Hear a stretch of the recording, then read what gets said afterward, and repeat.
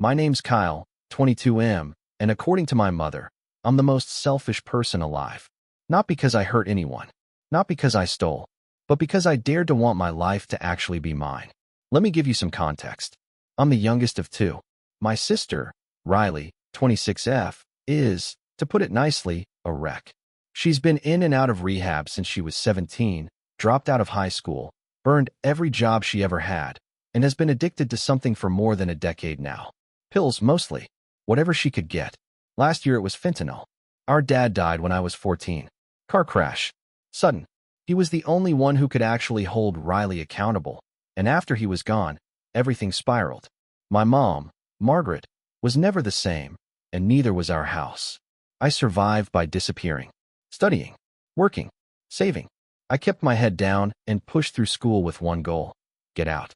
I earned a full scholarship to study biomedical engineering at a university across the country, Seattle, far from our little Rust Belt town in Pennsylvania. And for the first 2 years, it was everything I needed. I had space, structure, support. I was doing well, really well. I'd just been offered a summer research internship in partnership with a medical startup, and for the first time in my life, I thought, this is actually happening. My life is starting. Then the phone call came. It was March. Finals approaching. I hadn't heard from Mom in a few weeks, which wasn't uncommon. But this time, she didn't start with "how are classes?" or "I miss you." She just said, "Riley OD'd again." I went silent. She's in the hospital. They brought her back, but she's not doing well. I asked what happened. Margaret wouldn't say. Then she said something that felt like a punch in the chest. "I need you to come home." I thought she meant for a visit. To help. Maybe for a few days. She didn't. "You need to come home for good, Kyle. She can't be alone anymore." "What do you mean? For how long?" "Until she's better. Until we know she's stable. I can't do this by myself." I sat there on the edge of my dorm bed, phone to my ear, heart pounding. "Mom, I have finals. I have an internship this summer." I know. But your sister almost died, Kyle. Don't you understand that? She needs family. You're her brother." I felt my throat tighten. I am her brother. But I'm not her nurse. "Don't speak like that," she snapped. "You don't get to walk away from this just because you got a free ride to some fancy school." That's when I realized she wasn't asking. She was expecting. 2 days later, I flew home. Not because I'd agreed, but because I needed to see Riley for myself. She was in the hospital, half-conscious, pale and fragile. Her arms looked like bruised fruit. When she opened her eyes and saw me, she smiled through cracked lips and whispered, "Hey, little brother." I didn't know what to say. I just sat there, holding a cup of ice water while she drifted in and out. Mom walked in, arms crossed. "You see now?" I nodded, but not because I agreed, because I couldn't speak. I felt like a traitor to myself just being there. When we got home later that night, she made it official. "You'll stay in Riley's old room. I already cleaned it out. Your classes can wait. There's always next year." I stood in the hallway staring at her. "You want me to drop out?" "No," she said flatly. "I want you to do what's right." I laughed. Not because it was funny, because it was insane. "You're asking me to throw away everything I've worked for. I'm asking you to be a decent son. Your sister would do it for you." I didn't say what I was thinking. Riley wouldn't even give me a ride across town, let alone put her life on hold for mine. Instead, I just said, "I'm not staying." That's when she said it. "Then don't bother coming back at all." I left the next morning. No goodbye from Riley. No hug from my mom. Just the echo of the door behind me and the weight of 10,000 unspoken accusations. Back at school, I poured everything into my internship application and my finals. And guess what? I got in. Paid position. Cutting-edge research. First real step toward med school. But when I posted about it on Instagram, just a simple, officially accepted my summer research placement in Seattle microscope folded hands. Guess who commented? Margaret. "Glad you're enjoying yourself while your sister fights for her life." And that was it. Public. Sharp. Calculated. People started DMing me. Family friends. Distant cousins. Even Riley's old ex. Everyone had an opinion. "Your sister would be dead without your mom. You could help. She gave birth to you, and this is how you thank her." Family doesn't walk away. I didn't respond. I couldn't. Because if I did, I would say what I'd been holding back for years. Sometimes, walking away is the only way to live. After that comment on my post, I blocked my mother on Instagram. A week later, I found out she'd made a Facebook post, a long one, full of emotional language, a carefully crafted story about a mother's heartbreak, how some children lose their way chasing ambition and forget where they come from. She didn't use my name, but everyone knew. People who hadn't spoken to me in years were now in my inbox, pitying her, shaming me, defending Riley. I wanted to scream. Where were all these voices when I was pulling double shifts to afford books? When I was eating dry cereal for dinner so I could afford rent during my first semester? But they didn't see that version of me. They only saw the one with opportunity. The selfish one. The ungrateful one. I called my mom once after that. Just once. Why would you do that? I asked. Why make this public? She didn't hesitate. Because people deserve to know who you've become. I was quiet for a moment. You mean who I've always been? You just never liked it. No, she said. You used to care. I hung up. The summer internship started in May. It was incredible. Every morning, I biked to a lab overlooking Puget Sound. I worked with a small team of researchers developing prosthetic tissue models using AI mapping. Yeah, it was that advanced. The kind of work that makes your brain hurt in the best possible way. And for a while, I was okay. More than okay. I was myself, untouched by the rot of back home. But the guilt kept showing up like spam mail I couldn't unsubscribe from. Text from my cousin Shane. You really left your sister to rot. Voicemail from Aunt Denise. I don't understand how you can just pretend like none of this matters. The kicker was Riley's new Instagram. Yep, my strung out, recently overdosed sister had a new account, and it was full of healing journey posts, yoga selfies, recovery quotes, pseudo-spiritual captions. Sometimes the ones who abandon you are the ones you needed to lose. Real family supports you when you're at your worst, not just when it's convenient.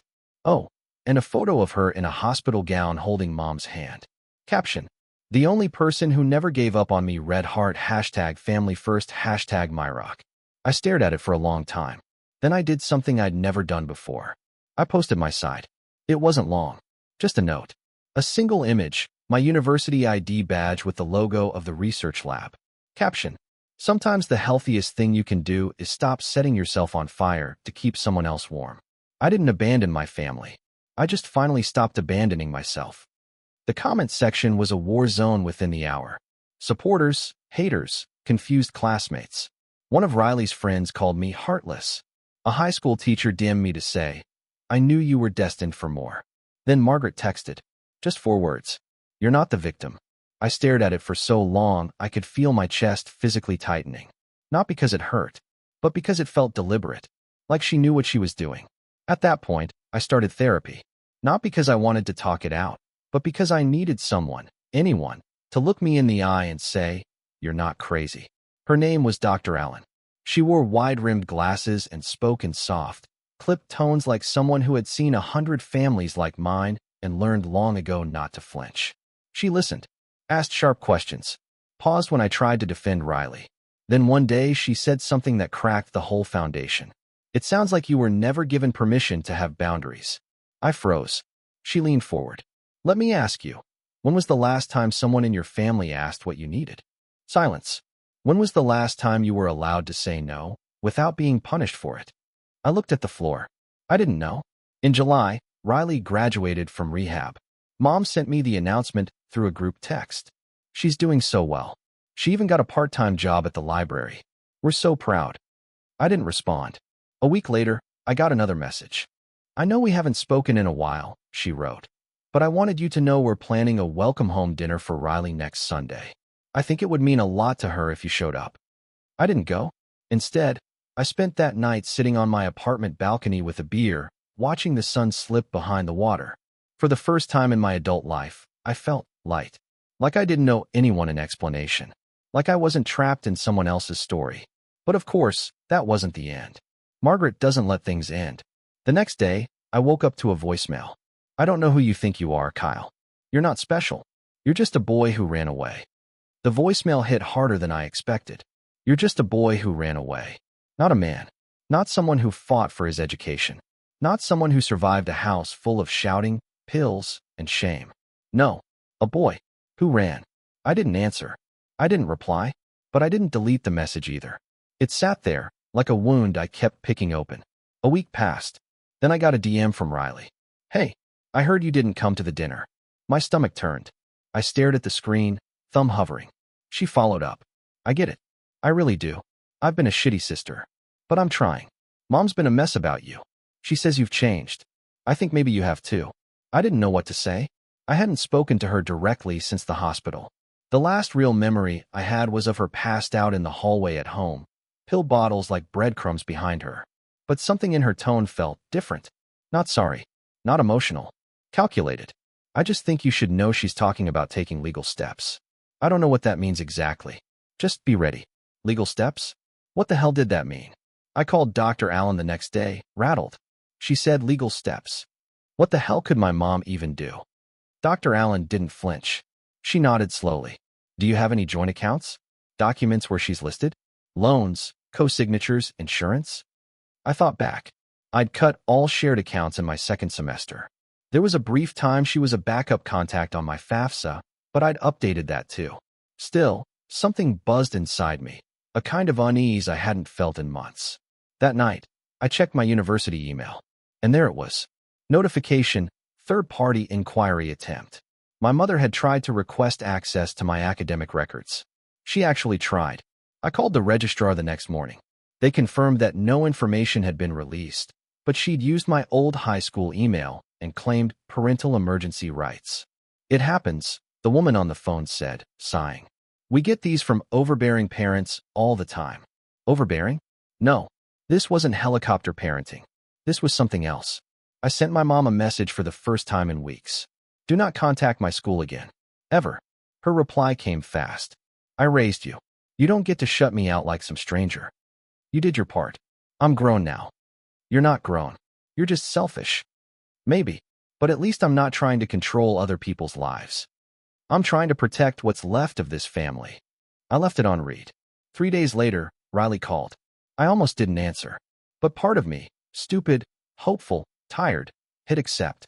Hey, she said. Don't hang up. I didn't. There was a long pause. She sighed. I don't think you realize how much Mom is unraveling. You mean how much she's not getting her way? Kyle. No. You don't get to call me like you didn't spend 10 years making us all chase your overdoses like it was some kind of family sport. I know I messed up. You destroyed her. You turned her into this. Silence. She was always like this, I continued. But at least when you were high, she had someone else to obsess over. Now it's me. You think I wanted that? No, I said flatly. But you let it happen. Riley didn't get defensive. She didn't cry. She just breathed, slow and low. She says you abandoned us. She's right, I said. I did. She says you act like you're better. No, I replied. I just don't want to drown with the rest of you. That shut her up. For the first time in years, I said it plainly. Not out of anger, not out of guilt. Just clarity. I'm tired of watching you burn down the house and then asking me to carry the ashes. The call ended with no resolution. No promises. No closure. But that night, I wrote something. Just a post. Not on my main account. Just a Reddit alt. I titled it, AITA for refusing to sacrifice my career for my addict sister. I told everything. The hospital. The pressure. The Facebook call-out. The threats. Even the attempted academic access. I didn't expect it to blow up. But it did. Thousands of upvotes. Hundreds of comments. People validating what I'd felt for years, but never dared to believe. You are not your sister's keeper. You are allowed to protect your future. This is textbook toxic family guilt. NTA run. Some shared their own stories. Addict siblings, narcissistic parents, golden child dynamics. It became something else. Not just my story, but a place for all the selfish sons and daughters who finally chose themselves. That's when Margaret found it. I don't know how. Maybe Riley told her. Maybe a family member saw the post. The details weren't subtle. All I know is she called me at 2:13 a.m. I didn't answer. The voicemail was short. You think strangers on the internet know us better than your own mother? I blocked her number the next morning. The next morning, my Aunt Judith called me. She hadn't reached out in over 2 years, not even when Dad died. So when her name lit up my screen, I already knew it wasn't a social call. Still, I answered. Hi, sweetheart, she said sweetly, like she hadn't helped ruin my childhood. I stayed silent. I heard about what's going on between you and your mom. She's heartbroken, Kyle. Absolutely wrecked. She's also lying to people. Did she tell you she tried to access my school records? Oh, honey. Judith sighed, like I'd said something childish. You have to understand, she's scared. Riley's fragile. Your mom is trying to hold the family together. There it was again. That word. Family. Always weaponized. Always one-sided. I am family, I said. So why does no one care what this is doing to me? Don't be dramatic. You're not the one who OD'd. No, I snapped. I'm the one who survived living in that house. She didn't have a response. That night, I checked Facebook again. I shouldn't have. But like an idiot, I did. And there it was, a new post from Margaret. This one with photos. One of Riley in recovery, holding a 10-day sober chip. One of me, from high school, at a science fair, smiling, innocent, unaware. Caption. 2 kids. Same mother. Same home. One chose family. One chose himself. The comments were unreal. Maybe college taught him to look down on the rest of us. He'll regret this one day. Where's the compassion? That boy needs a wake-up call. Even a distant cousin, Laura, wrote, If you're reading this, Kyle, come home. Family doesn't walk away. I sat in my apartment that night, shaking. Not from rage. Not from sadness. From clarity. Because I finally saw it all for what it was, control through narrative. They didn't want me back. They wanted the version of me that stayed quiet, compliant, and useful. I didn't know that to anyone. The next day, I made my own post. This time on my main account. A photo of me outside the research lab coat on, badge clipped, sun hitting the side of my face. Caption. Family doesn't walk away. No, real family doesn't ask you to trade your future for their mistakes. I didn't choose myself over my sister. I chose sanity. I chose boundaries. And for the first time in my life, I chose peace. Comments flooded in. Classmates. Lab friends. Even some of Riley's old friends who saw through it all. Proud of you, man. This is what breaking the cycle looks like. You don't owe anyone your dreams. But most importantly, silence from Margaret. For the first time in months, she said nothing. Until Riley called again. You could have just messaged me, she said quietly. So you could show it to her? No, she said. So I could say, I get it. That stopped me. You do? I didn't. Not before. But I've been clean 37 days now. First time in years I've even made it past 2 weeks. And I see things clearer. I see what you did to both of us. So why are you still there? Because I don't have what you have, she whispered. I don't have an exit. We sat in silence for a long time. Then I said, you can come here. If, and only if, you're serious. I'll help you start over. She laughed softly. You think Mom would ever let me? Mom's not in charge anymore, I said. Not of you. Not of me. Not of this family. I don't know if Riley will ever leave. She says she wants to. But she's said that before. I can't save her. I can't drag her across a finish line she won't walk to. But I can do this. I can stay gone. I can keep building a life that isn't built on guilt. I can stop flinching when someone says the word family. A week later, I received a handwritten letter. From Margaret. It smelled like her perfume. That same overpowering lilac scent that used to make my eyes water when I was a kid. I almost didn't open it. But curiosity won. It said, You'll never understand what it means to love someone who keeps failing. You think you're strong, but strength isn't walking away. It's staying when it's hard. I raised a son who turned his back on everything good in this world. I hope your peace keeps you warm when you're old and alone. No signature. No return address. Just shame, folded neatly in an envelope. I burned it. No rage. No fanfare. Just flame. Just closure. It's been 6 months. No voicemails. No DMs. No sudden pop-ins. Just silence. For the first time in my adult life, no one's asking me to fix anything. I wake up without a knot in my stomach. I go to work knowing no one's going to text me with a guilt trip. I check my phone, and it's just normal. Coworker memes. Lab group chats. Spotify updates. No messages that start with, you don't care, or end with, I hope you're proud of yourself. And I am. I am proud. But that doesn't mean it's easy. There are still days where I sit in my car outside the lab, engine running, and think, should I have done more? Then I remember, I did everything I could for 22 years. I kept the peace. I hid my needs. I carried their shame. And when I finally said no, they called it betrayal. Because in my family, love was conditional.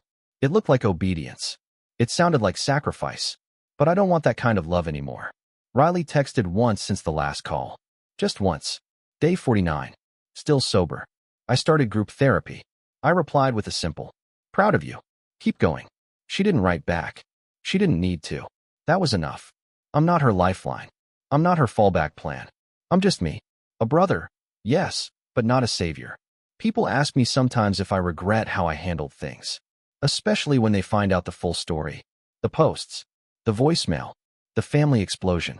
Sometimes they hesitate before asking, like they're afraid I'll break down. But I don't, because what I feel now isn't regret. It's relief. One night in October, I stayed late in the lab. Everyone had left. It was quiet, just the soft hum of machinery and the flicker of fluorescent lights. I stood over one of the prototype prints, a synthetic nerve casing we'd been developing for weeks. I was alone, exhausted, and smiling. Because this was mine. No one handed it to me. No one sacrificed for me. No one dragged me here behind them. I built this moment, brick by brick, choice by choice, even when they all told me I was wrong. And in that sterile, humming lab, I realized something I wish I could tell my younger self. Choosing yourself isn't selfish. It's survival. Last week, I got an invitation in the mail. Handwritten, thick cardstock, pink floral design. Riley Lynn Monroe, 90 Days Sober Celebration and Group Speaker Debut. Hosted by Margaret Monroe.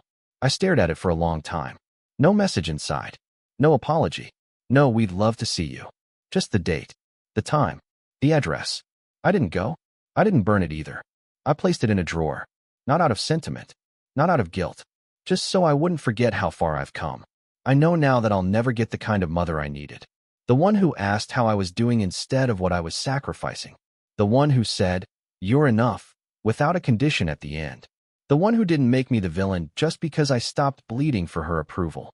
But I will be that person for myself. And maybe, one day, for someone else. Because if there's anything I've learned from this entire nightmare of guilt, gaslighting, and generational dysfunction, it's this. You don't have to stay in a burning house just because someone else started the fire. They don't call anymore. And that's okay. Because I finally hear something louder than their guilt. My own voice.